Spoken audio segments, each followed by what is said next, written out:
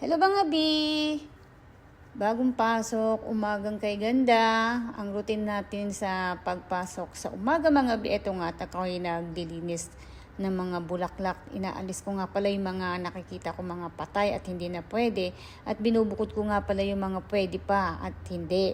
At magpapalit din ako ng mangilan-ngilan na tubig yan kasi ngayong iba na inaalis ako ng bulaklak, madumi na yung tubig niya tsaka maitim na. Hindi naman siya mabaho, tinatanggal ko lang kasi yung iba nakayuko na at nalalaglag na yung mga petals niya. Kaya nililinis ko siya isa-isa kasi yung iba malalambot na yung stem niya. Kaya eto, iniisa-isa ko siya para alisin at linisin at binubukod ko. Napapansin nyo naka-gloves ako guys kasi nagde-dry na yung skin ko. Yung ano ba, yung balat ko sa kamay kasi medyo matapang ang bulaklak. Lalo na't pag hinawakan mo yung tubig, maglilinis ka at yung mga bulaklak nagde-dry na.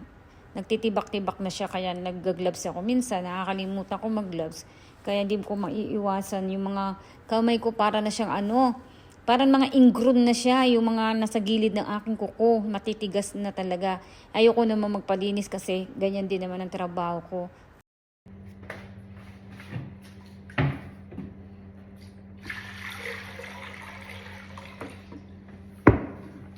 Ayan, diyan ko nga pala tinatapon yung tubig sa maliit na lababo na yan. Tapos, i-spray ako ng tubig.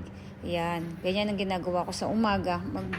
Maglilinis ako ng base. Maglalagay ako ng tubig. Yung iba, okay naman, malinis pa naman. Kaya hindi ko naman nililinis lahat. Kapag may dumating na maraming bulaklak at may mga deliver kami, lahat yung pinapalitan na namin. Minsan ako lang kapag wala pa yung partner ko. Ayan, nililinis ko siya, naka-gloves ako dyan. Yan ang routine ko sa umaga. Maglilinis ako, inspection ng mga flowers na mga patay at tatanggalin para pagdating ang mga customer, maganda at mga fresh ang mga bulaklak namin para mabilis mabenta.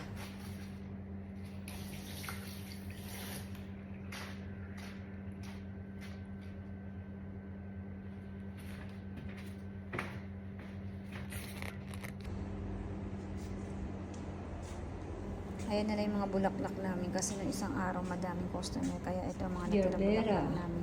Pero alam ko mag-o-order ulit yata si madam. Ito mga special flowers yung mga yan. Yan, carnation yan. Iba't ibang kulay ng mga carnation kasi maraming kulay. Ayan, chrysanthemum, rose. Ayan, magtitingin ako ulit isa-isa para i-check ko yung tubig o malinis o hindi. Ayan, isa-isa ko siya. Wala naman kasing gagawin sa umaga. Kaya pumapasok ako sa chiller, nilinisip ko yung chiller para naman pagdating ng partner o mga customer, maganda ang chiller namin, hindi dugyot, hindi madumi, malinis para ganahan yung mga customer na mamili ng mga bulaklak namin.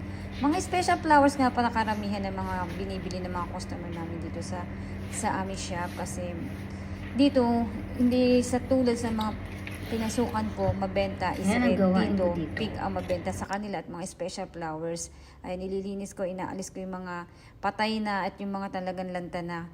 Kaya kailangan ko talaga mag-gloves katulad niya nung ginaganyan ko lang siya para mas mabilis siya malinis. Yan, nililinis ko siya mabuti. Ayan, malaking chrysanthemum yan. Yung iba kasi guys, hindi ko alam mga pangalan ng iba na lalo na mga special flowers kasi sa mga napuntahan ko usually na shop, common lang talaga yung mga chrysanthemum, roses, like that. Pero dito ngayon, sa napuntahan ko ngayon, mga special flowers talaga, yung mga ino-order ng partner ko at mga gusto ng mga customer. Ako, pinag-aaralan ko pa talaga kasi hindi naman talaga totally ako professional pa. Kumbaga, basic pa lang naman ang nalalaman ko.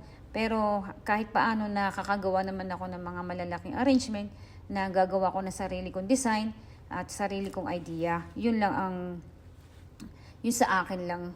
Parang creative, parang ganun.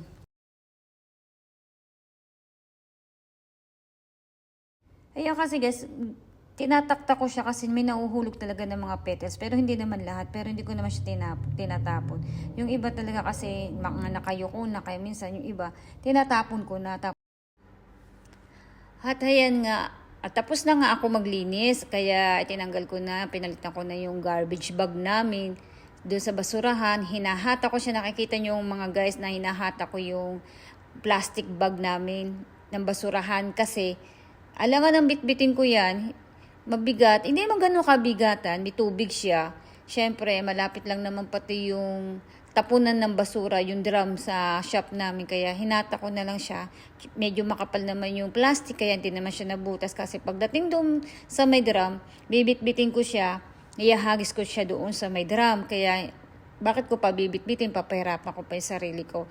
At saka hindi ko siya pinupuno, yung plastic bag namin ng basurahan, hindi ko talaga pinupuno yan. Kasi sa tuwing umaga na papasok ako at maglilinis ako ng bulaklak, syempre, ako rin na magpupuno niyan at maglalagay. Ba't ko papahirapan sarili ko? Syempre, kapag alam kong papuno na, tanggalin ko na at papalit na ko na para di ako mahihirapan. Ayan nga pala. Oh.